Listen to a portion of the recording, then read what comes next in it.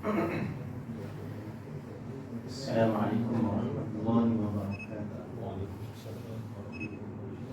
Alhamdulillahi rabbil alamin wa bihi nasta'in wassalatu wassalamu ala asyrafil anbiya'i wal mursalin sayyidina wa maulana wa ala alihi wa ashabihi ajma'in. Subhanaka la ilma lana illa ma 'allamtana innaka antal alimul hakim. Wala hawla wala quwwata illa billahil 'aliyyil 'azim.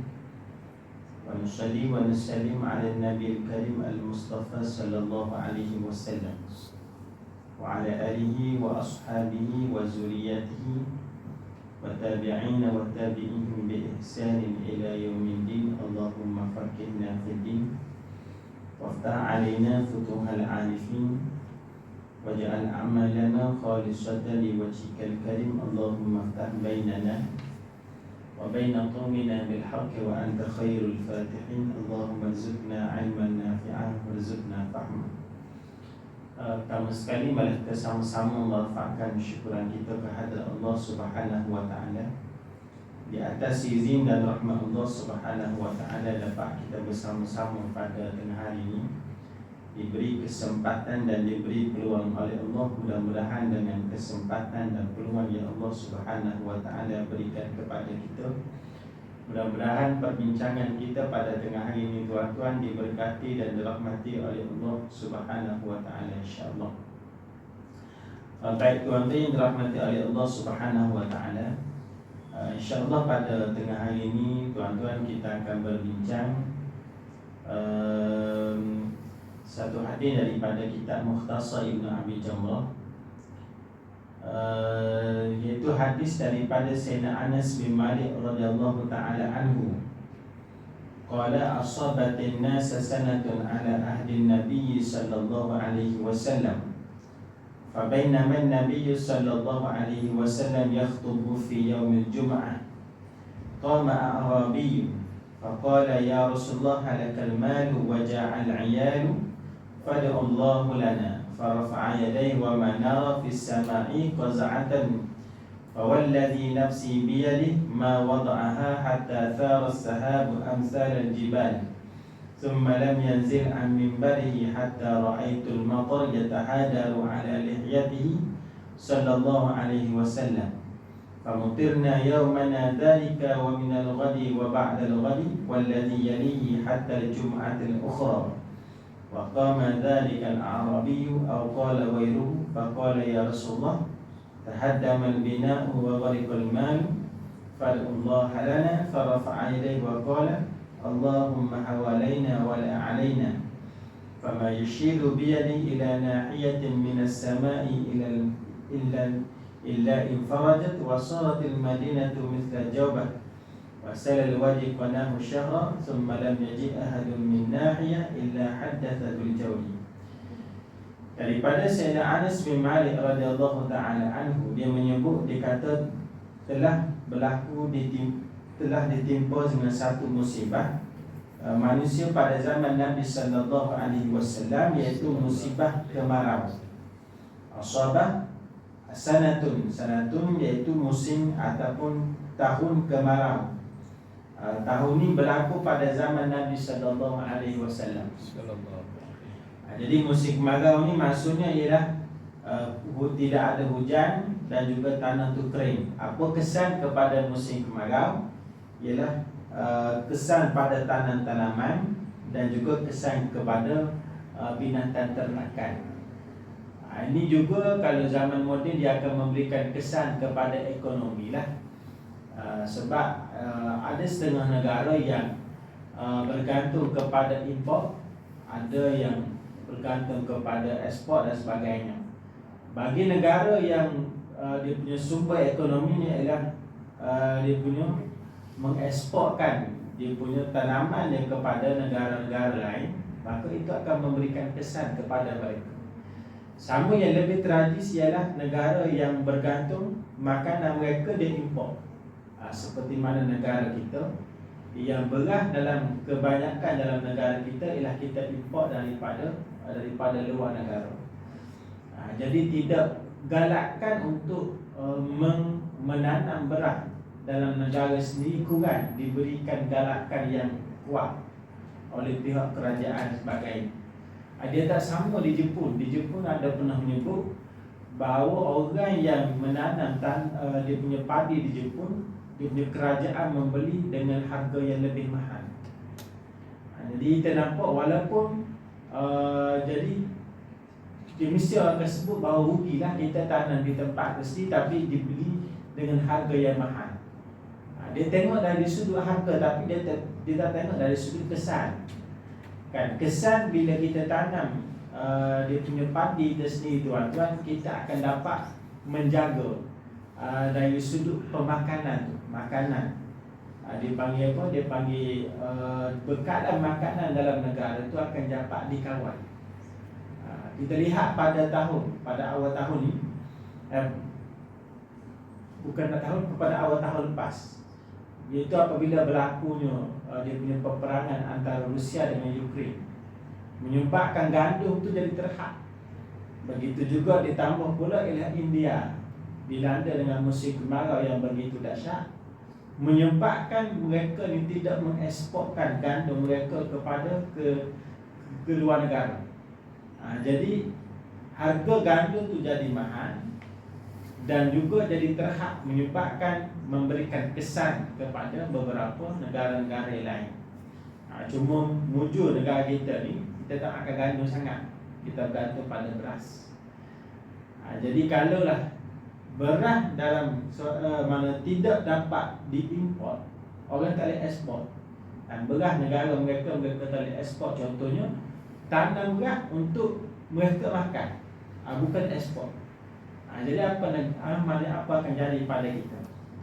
Duit ada tuan-tuan tapi tak boleh beli. Jadi duit yang kita ada ni, yang kita duk cari duit ni, ialah dia akan bernilai apabila kita dapat tukarkan dengan barang. Kalaulah kita ada duit tetapi kita tidak dapat tukar dengan barang, dia tidak akan ada nilai duit tersebut. Emas ke apa sama. Tuan-tuan ambil kan, kita ada 5 jongkong emas, ataupun dan tambah pula cash ada 200,000 cash, penuh dengan beg kan, dalam beg. Kemudian ada 5 jongkong emas, harga dekat dengan maknanya banyaklah ratus ribu. Kemudian orang letak kita di tengah pulau tuan-tuan. Duit ada tapi tengah pulau tak ada orang. Jadi adakah bernilai duit tadi? Tak bernilai. Kan nak beli dengan siapa? Kan nak makan apa pada waktu tu? Jadi dia tak ada nilai tuan-tuan. Walaupun kita ada harta, kita ada duit, tetapi kita tidak dapat menukarkan ataupun menggunakan duit tersebut. Sebab tu kita kena faham hakikat dia punya kehidupan ni, dia bukan bergantung, bukan segala-galanya ialah bagaimana menggunakan duit, tidak kan. Setengah orang sebut, dia kata apa, maknanya segala-gala memerlukan duit. Tak. Kalau kita duduk di bandar, memang segala-galanya memerlukan duit sebab orang jual dan sebagainya kan. Tapi kalaulah orang tidak menjual tuan-tuan, kita ada duit kan, maka tidak boleh makan, susah kan. Waktu raya bagai contoh, semua orang balik, dia punya peniaga tom yam balik semua, seminggu balik, ada yang balik 2 minggu kan. Duit ada tuan-tuan, duduk sini duit ada. Contohnya peniaga waktu Ramadan laku, duit banyak, tapi nak makan tom yam tak boleh kan. Jadi semua orang balik, peruncit-peruncit, kedai runcit semua tutup sebab raya. Nak buat macam mana tuan-tuan? Duit ada tapi nak guna, maknanya nak makan tak boleh. Itu sebab tu kita kena faham bahawa duit kita ni bernilai selagi mana ada orang yang boleh memberikan nilai pada duit tersebut. Jadi benda-benda yang sebegini kita perlu kita perlu alert kan. Mana alert berkenaan dengan kalau kemarau berlaku dalam negara dan kawasan-kawasan yang berada dalam negara, dan maknanya kawasan yang berada dalam di negara kita, kalau diorang ni tidak ekspor beras, habis kita kan. Di kampung insya-Allah lah kan, kalau geng-geng penanam padi ni, dia akan ada stok beras setahun tuan. Dia orang stok beras setahun, stok beras dia kan. Bukan macam kita ni stok beras kita berapa hari kan, ada dalam sebulan. Waktu beli balik, dia orang ni setahun ada. Jadi disebut dengan maknanya stok ataupun yang mereka ada dalam simpanan mereka. Ini dua arti yang dirahmati oleh Allah. Sebab tu musim kemarau ni jangan kita sindir, jangan kita buat kan. Mulut tu jangan selupa. Dari kita maknanya disebut bahawa doa kita ni selupa mulut kan. Saya ada banyak kali sebut bahawa kalau isu-isu, contohnya dulu isu banjir, orang duduk dia punya kritik kan. Orang duduk kritik Kelantan banjir kan. Sebab bala apa dan sebagainya. Akhir sekali bila Allah Ta'ala uji sya'ala banjir, buat macam mana? Habis tuan lah kan. Tak tahu nak kata apa.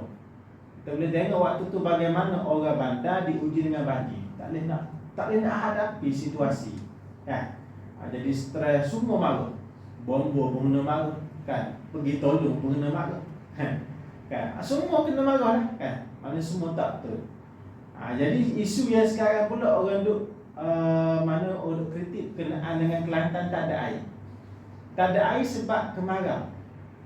Dah beberapa kali balik dia punya raya baru ni, hampir sebulan tak mana tidak hujan. Panas yang begitu panas sangat kan. 37 kan dia punya apa, panas sampai tahap panas. Bila kita duduk tidur tuan-tuan memang dahsyat sampai naik ruam dan sebagainya, panas sangat. Kalau suasana tersebut diuji di Selangor, di KL ni macam mana agak? Kalau diorang sekarang ni, kalau di kawasan kampung, kalau tak ada air, diorang boleh gali telaga. Kita rumah flat nak gali apa? Mana dia punya kawasan bandar, nak gali apa? Kalau diuji, kalau banyak, maknanya tak hujan selama sebulan, panas dekat dengan 37, 38, 40, air kering tu atau empangan kering, kita nak buat macam mana kan? Kita penduduk ramai kan, nak bawa dia punya tangki air masuk dalam tamak memang tak padan. Ini benda yang berlaku. Tapi kadang-kadang orang kita ni suka kan, dia tak sedar bahawa situasi tersebut kalau berlaku di tempat kita dahsyat kan. Kita tak boleh nak hadapi benda-benda yang bersifat sedemikian. Jadi benda-benda sebegini kita kena mulut kita kan, kita kena kena jaga lah kan. Dia punya musibah sebegini dia kena jaga. Sebab kalau kita berada di tempat dia orang, belum tentu kita dapat menghadapi situasi tersebut. Saya ingat waktu tahun 2013 atau 2014, waktu saya belajar di UAE, di rumah lecturer tu dia tak ada air kan. Dia pergi marah dalam kelas. Kita tak ada apa pun kan, bukan kita yang jaga air kan. Dia marah dalam kelas setengah jam dia membebel pasal air tak ada kat rumah dia kan. Memang saya tak tahu dia mandi ke tak tahu lah kan. Tapi dia sang dalam kelas tak ada air kan. Jadi dia punya emosi dia pada waktu tersebut tak stabil, tak ada air dia. Kita belajar tak mandi okey kan. Pelajar lelaki pula tak mandi okey kan. Orang lain tak okey yang kita okey. Ini disebut. Maknanya ialah diuji dengan kemarau pada zaman Nabi sallallahu alaihi wasallam. Fabainama Nabi sallallahu alaihi wasallam, maka ketika mana Nabi bangun menyampaikan khutbah pada hari Jumaat, qama A'rabiyyu, maka pada waktu tersebut telah bangun seorang A'rabi. Seorang A'rabi bangun, kemudian dia tanya kepada Rasulullah. Dia sebut pada Nabi, dia kata, ya Rasulullah, telah disebut, dia kata telah musnah dia punya harta-harta. Disebabkan kemarau, tanaman-tanaman mereka ni musnah, kemudian binatang-binatang mereka tidak dapat mengeluarkan susu. Wajah al-iyal, kami ni dalam keadaan kelaparan ya Rasulullah. Kerana apa? Kerana disebabkan kemarau yang berlaku pada waktu tersebut pada zaman Nabi sallallahu alaihi wasallam. Fadu Allah halana, kemudian dia minta, ya Allah, ya Rasulullah, mintalah kepada Allah supaya Allah Ta'ala menurunkan hujan kepada kita. Jadi minta pada Nabi supaya Nabi berdoa dalam khutbah. Ini menjadi dalil pada kita tuan-tuan, boleh kalau kita minta hujan dalam khutbah.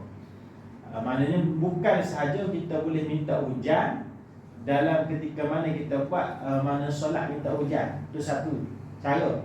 Cara lain boleh minta hujan dalam khutbah. Kan? Ini juga disebut boleh kita minta pada khatib. Kalau berlaku musibah, minta supaya khatib itu berdoa dalam khutbah. Macam hari itu kita berdoa untuk mana isu berkenaan dengan COVID. Hari ini masih lagi kita berdoa berkenaan dengan COVID. Kan? Jadi isu-isu yang berkaitan dengan kemarau, hujan, sebagainya boleh minta dalam khutbah. Tidak menjadi masalah. Kemudian pada waktu yang sama, kita tengok bagaimana Arabi itu bangun, minta kepada khatib. Jadi sebab tu ulama sebut boleh kalau maknanya jemaah dia bangun untuk minta kepada khatib bagi kemaslahatan ummah.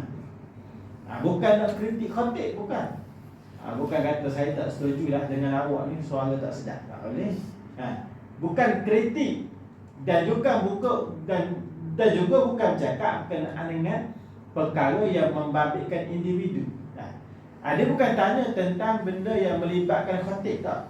Tapi ialah minta supaya khatib tadi supaya mana berdoa untuk kepentingan umat. Itu dibenarkan. Ini tuan yang dirahmati Allah. Kemudian farafa'a yadayhi, Nabi pun mengangkat tangan berdoa kepada Allah Subhanahu wa taala. Kemudian Sayyidina Anas bin Malik sebut wa manara fis sama'i, maka dia kata aku lihat di atas langit pada waktu tersebut. Langit itu cerah, tidak ada awan pun pada waktu tersebut. Maknanya tak mula-mula bila ketika mana Nabi bangun, sebab musim kemarau tuan-tuan tidak ada awan, tak ada tanda-tanda kata nak hujan.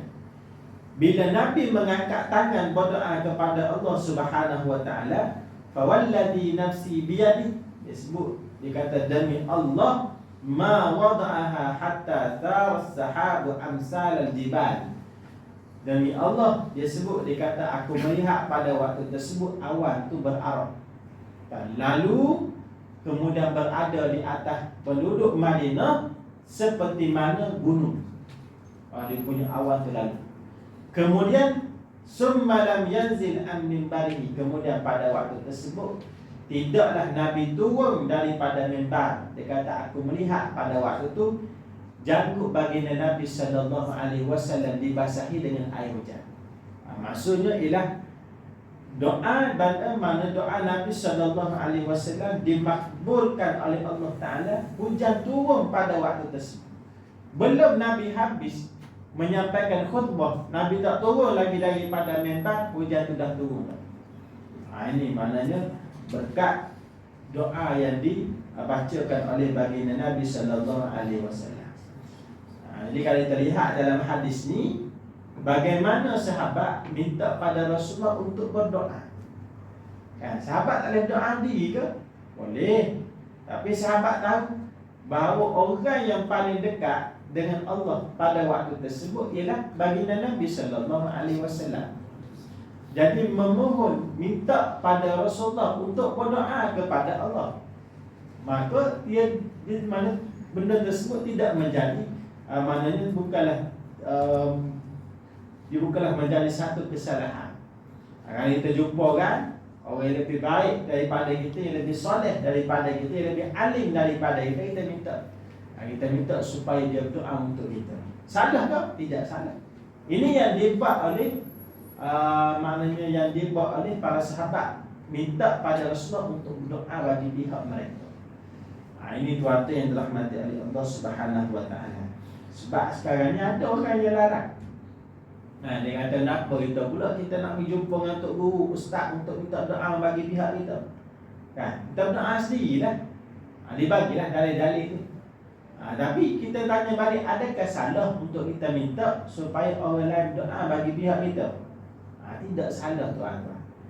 Soal baik tak baik itu maknanya ialah kita minta orang berdoa untuk kita, kemudian kita pada masa yang sama juga kita berdoa. Dia panggil apa? Cari doa siapa yang mustajab. Kita minta dia berdoa untuk kita. Bagi contoh doa mustajab pada zaman ni, doa siapa? Doa yang paling mustajab. Mana Nabi dah tak ada dah. Doa yang paling mustajab pada zaman ni ialah doa seorang ibu kepada anak dia. Itu doa yang paling mustajab. Mana-mana ibu ni dia pegang benda ni, doa ni dia pegang. Kalau dia berdoa untuk anak dia, akan dimakbulkan oleh Allah. Lebih baik daripada, lebih mustajab doa tersebut daripada dia berdoa untuk diri dia sendiri. Walaupun mak ayah dia, walaupun seorang ibu tu ialah dia bukan alim, dia bukan orang yang hebat, orang biasa saja, duduk di kampung kan, tetapi dia ni memegang satu doa yang mustajab untuk anak dia. Sebab tu kalau kita ada masalah, masih lagi ada ibu dan ayah kita, boleh kita minta supaya mereka berdoa bagi pihak kita kan? Jadi amat besar tuan-tuan kemurkaan bagi orang yang buat bala dengan ibu dan ayah dia, yang menyebabkan dengan sebab dia kan, mana mak ayah dia rasa sakit hati. Ini satu dia panggil apa, satu dosa yang besar kan? Mana keredaan Allah itu bersama dengan keredaan, mana keredaan Allah bersama dengan redha ibu dan ayah kan?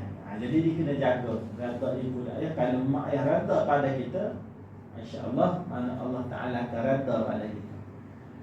Jadi benda-benda ni tuan-tuan, kita perlu ambil ihtimam mana benda kalau kita tak puas hati dengan ayah kita bagai contoh, dan ayah kita buat benda ni, kadang benda yang bersifat teknikal kan, benda-benda bersifat teknikal, bukan benda yang bersifat asas dalam agama, maka tidak perlu untuk maknanya kita berkeras nak menang dengan ayah, tak perlu kan. Ini yang disebut walaupun ayah kita salah kan, kita mengaku, itu lebih baik daripada kita berkeras kan. Kita menang, tapi pada asasnya ialah kita telah menggoriskan hati kedua ibu dan ayah kita. Itu tuan-tuan yang dirahmati oleh Allah Subhanahu wa taala. Jadi doa itu dimakbulkan oleh Allah Subhanahu wa taala.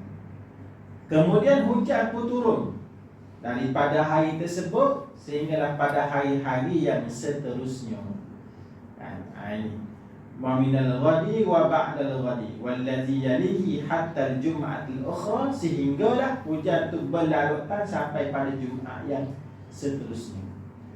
Pada hari Jumaat kan, Nabi menyampaikan khutbah sekali lagi kan, ketika mana hujan ni, wa qama dzalikal a'rabi, telah bangun A'rabi tersebut. Ada pandangan menyebut A'rabi yang lain, bukan A'rabi itu bangun, tapi A'rabi yang lain. Maknanya sahabat yang lain yang bangun. Kemudian dia sebut pada Nabi, sebab hujan ni, hujan seminggu, hujan tu tak berhenti seminggu, menyebabkan banjir, kesan kepada tanaman pula. Mula minta pada Rasulullah supaya Nabi doa diturunkan hujan. Tapi hujan tu tak berhenti pula tuan-tuan kan? Bukan minta berhenti, maknanya hujan tu bukan sekadar membasahi bumi, tapi membajiri bagi bumi tersebut. Jadi minta pula pada Rasulullah, dikata, ya Rasulullah tahaddamal bina, ya Rasulullah bangunan-bangunan kami ini dah makin nak runtuh. Sebab apa? Sebab hujan ni tak berhenti kan? Wa ghalikal malu, dan harta-harta kami ni nak tenggelam. Fad'allahu lana, maka doalah pada Allah supaya Allah Ta'ala akan berhentikan hujan. Sebab hujan ni turun, mana tidak berhenti. Jadi sekali lagi dia minta pada Nabi Sallallahu Alaihi Wasallam untuk berhentikan hujan. Kalau kita tengok tuan-tuan, kenapa Nabi tidak berdoa? Para sahabat suruh Nabi, baru Nabi berdoa pada Allah. Ketika mana kemarau, adakah Nabi tak tahu musim itu musim kemarau? Nabi tahu. Begitu juga, adakah Nabi tidak mengetahui bahawa kalaulah hujan itu tak berhenti akan menyebabkan tenggelam? Nabi tahu Tapi kenapa Nabi tidak berdoa pada Allah? Ini yang kita perlu faham, bahawa Rasulullah bila berkaitan dengan kehidupan Nabi, Nabi akan serahkan segalanya kepada Allah. Apa yang Allah Ta'ala letak, Nabi terima tuan. Bagi contoh ialah bila Allah Ta'ala menetapkan 50 waktu sehari semalam, semua mana solat. Bila Nabi naik jumpa Allah pada malam Isra' dan Mi'raj, pada waktu tu Allah bagi pada Rasulullah 50 waktu sehari semalam. Nabi turun dan Nabi tidak makna membantah. Nabi tidak minta kurang. Nabi turun dan Nabi menerima segala benda yang Allah Ta'ala perintahkan. Sebab Nabi tahu itulah yang terbaik. Allah tidak akan melakukan kezaliman kepada hamba dia. Bila Nabi turun jumpa dengan Nabi Ibrahim, Nabi Ibrahim pun tanya, berapa? 50 sehari semalam. 50 waktu sehari semalam. Bila Nabi Ibrahim dengar, Nabi Ibrahim pun sama, tidak, mana tak kata apa. Sebab sama, Nabi Ibrahim dengan Rasulullah ni sama. Segala apa yang Allah Ta'ala berikan pada dia, itulah yang terbaik. Serahkan segala urusan kehidupan kepada Allah. Bila turun pada Nabi Musa, Nabi Musa tanya, berapa? 50 waktu. Nabi Musa pun minta, cuba kamu minta tawar balik dengan Allah. Kan? Minta tawar untuk siapa? Bukan untuk Nabi, tapi untuk umat. Sebab Nabi Musa kata, umat aku, kan, 2 waktu pun ramai dah yang tinggal. Ni kan pula 50 waktu. Memang berat lah, kan? Itu tuan. Kemudian pada waktu tu Nabi pun naik jumpa dengan Allah, minta kurang untuk siapa? Untuk umat. Mana bukan untuk baginda Nabi sallallahu alaihi wasallam. Bukan untuk kesenangan Rasulullah, tapi untuk umat baginda Nabi sallallahu alaihi wasallam. Ini kita sebut, kalau orang tanya kenapa Nabi tak minta ini, kerana Nabi menyerahkan segala urusan baginda kepada Allah Subhanahu wa taala. Jadi farafa'a yadayhi, bila pada waktu itu Nabi pun berdoa pada Allah. Nabi berdoa supaya Allah Ta'ala berhentikan hujan tadi. Tapi Nabi tak minta supaya berhenti, tapi Nabi ajar pada kita doa. Yang satu doa yang masyhur, Nabi kata, Allahumma hawalaina wala alaina. Ya Allah, timpakanlah hujan ini di sekeliling kami, bukan ke atas kami. Kenapa minta jangan berhenti hujan? Kerana hujan ini ada manfaat dia, tuan-tuan. Hujan ini merupakan rezeki yang turun daripada langit. Dia akan memberikan manfaat. Walaupun kita tak nampak manfaat hujan turun pada kita pada waktu tersebut, tapi dia boleh memberikan manfaat kepada makhluk-makhluk yang lain, kepada binatang, kepada tumbuh-tumbuhan. Sebab tu kita jangan nampak bila hujan itu turun susah, jangan. Bila hujan ni dia akan memberikan rezeki kepada kita. Sebab tu Nabi minta, ya Allah, turunkanlah hujan ni di sekeliling kami, bukan ke atas kami. Bagi contoh tuan-tuan, ada orang yang pada waktu-waktu tertentu dia tak nak hujan turun. Orang yang jual pasar malam, tuan-tuan, contohnya jual pasar malam-malam di Grill contoh. Dia baru buka baca dia punya kamera, tiba-tiba dia tengok gelap. Tak ada maknanya dia punya kali hujan biasanya sila akan drop. Bukan drop sikit lah, akan drop banyak. Kalau biasanya sale dapat 200, 300 semalam, mana satu malam, kemungkinan dapat RM30, RM20 ada. Bila hujan lebat, orang tak akan pergi, kan? Jadi dia rugilah. Sebab tu kalau kita balik rumah pukul 7, hujan, sedap lah, kan? Duduk bersembang dengan anak isteri, guling atas katil, sebagainya, seronok lah, sejuk. Tapi orang yang duduk menyaga kat luar, dia tak nak, kan? Sebab apa? Sebab pada waktu tersebut, mana hujan ni boleh menyebabkan orang tak pergi, dia tu akan jadi drop. Ini nak sebut bahawa ada orang yang suka, ada orang yang tak suka pada waktu tu. Lepas tu kita ajar, Allahumma hawalaina wala alaina. Kita berdoa, ya Allah, hujan ni turun di sekeliling kami, bukan ke atas kami. Ini doa yang boleh kita baca, tuan-tuan. Kalau hujan tu turun ketika mana tiba-tiba ada majlis sebagai contoh, majlis kenduri, tiba-tiba hujan nak lebat, kita minta, ya Allahumma hawalaina wala alaina. Boleh doa, insya-Allah Allah Ta'ala akan makna turunkan hujan tersebut di sekeliling kita, bukan ke atas kita. Fama yushiru biyadi ila nahiyatin minas sama'. Kemudian Nabi mengisyaratkan tangan bagi Rasulullah ke arah tepi-tepi. Dan awal itu bergerak mengikut tangan isyarat yang disebut ataupun yang ditunjukkan oleh baginda Nabi sallallahu alaihi wasallam. Nabi buat macam ni, awan tu bergerak, menyebabkan awan tu tidak berada di atas kepala penduduk Madinah pada waktu itu, berada di sekeliling Madinah, Dan hujan itu turun selama sebulan di kawasan sekeliling Madinah. Dan Madinah pada waktu tersebut menjadi seperti mana lembu. Kan? Kawasan tengah tak ada hujan, kawasan tepi menjadi seperti mana lembu. Kan? Lembah air itu mengalir selama sebulan.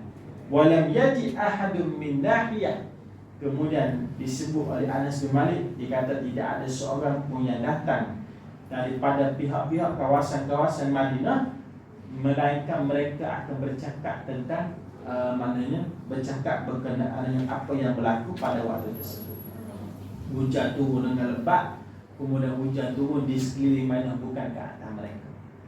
Ini dua yang dirahmati oleh Allah Subhanahu wa taala, satu hadis yang disebut membincangkan berkenaan dengan pertama, ialah hadis ini Imam Bukhari letak dalam bab solat Jumaat. Maknanya nak membicarakan tentang tamu doa ketika mana khutbah Jumaat. Jadi khatib dia doa ni menjadi satu rukun. Doa mana khatib perlu berdoa dalam khutbah. Jadi makmum ni dia boleh mengaminkan doa tersebut ataupun senyap, tidak ada masalah. Kalau dia mengangkat tangan kemudian dia mengaminkan, maka bacaan amin ketika mana khutbah tidak dikira sebagai melakukan perkara yang sia-sia. Tidak dikira sebagai bercakap. Bercakap dalam khutbah dalam mazhab kita makruh. Dia bukan berdosa. Mazhab lain ada kata haram. Tapi dalam mazhab kita, cakap ketika mana khutbah makruh.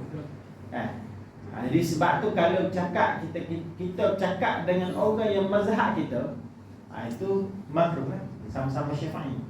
Tapi kalau kita cakap dengan mazhab lain, dia haram cakap. Kita pergi cakap juga dengan dia, dengan sebab kita cakap menyebabkan dia melakukan perkara yang haram. Jadi haram juga kita. Dia kena hati-hatilah. Jadi menyebut amin itu bukan dikira sebagai bercakap. Kalau amin itu dikira sebagai bercakap, nescaya dalam solat tu batal. Kan dalam solat kita sebut amin, kan? Kan dalam solat ni, kalau kita cakap dengan sengaja, mengeluarkan satu huruf dengan sengaja, dan kalau huruf tersebut menyebabkan orang faham, menyebabkan solat kita akan jadi batal. Kan? Contohnya, waktu kita solat, tiba-tiba dia punya anak kita lalu depan, dia pun nak ambil handset. Contohnya kita pun batal solat. Sebab kalau niat untuk nak bagi tahu pada dia bahawa jangan kamu ambil handset ni, kita buat, kan, batal solat. Sebab apa? Sebab mengeluarkan satu huruf yang menyebabkan anak kita faham. Sebab tu kalau kita nak buat, kalau kita jadi imam, kalau kita baca kuat, dia kena niat zikir. Dia tak boleh niat, maknanya kita baca kuat, tersebut Allahu Akbar kuat dengan niat nak bagi tahu pada orang belakang, tak boleh. Dia kena niat zikir. Sama juga kalau orang datang rumah ketika mana kita solat, kita pun nak sebut pada dia bahawa kita sedang sembahyang. Kita pun kuat Allahu Akbar. Ini kena niat zikir. Dalam mazhab kita kena niat zikir, tak boleh maknanya isyarat ataupun niat untuk bagi tahu pada dia, itu tak boleh. Itu dikira sebagai berkomunikasi dalam solat. Jadi sama juga dalam khutbah, kalau kita membaca amin dalam khutbah, itu tidak dikira sebagai melakukan perkara yang sia-sia, kerana amin itu dianggap sebagai zikir. Itulah Tuhan yang rahmati oleh Allah Subhanahu wa taala. Mudah-mudahan Allah Subhanahu wa taala merahmati dan memberkati pertemuan kita pada tengah hari ini. Mudah-mudahan Allah taala memberkati pertemuan kita, dan mudah-mudahan kita mendapat manfaat insya-Allah. Jadi baik datang daripada Allah, ya betul kelemahan saya. Assalamualaikum warahmatullahi wabarakatuh. Waalaikumsalam. Amin amin ya rabbal alamin. Allahumma ya fa'al ma'alamtana wa alimna wa yafa'al al-akhirah dunya hasanah wa fil akhirati hasanah wa qina adzabannar. Wa sallallahu ala sayyidina Muhammad wa ala alihi wa sahbihi wa barik wa sallam.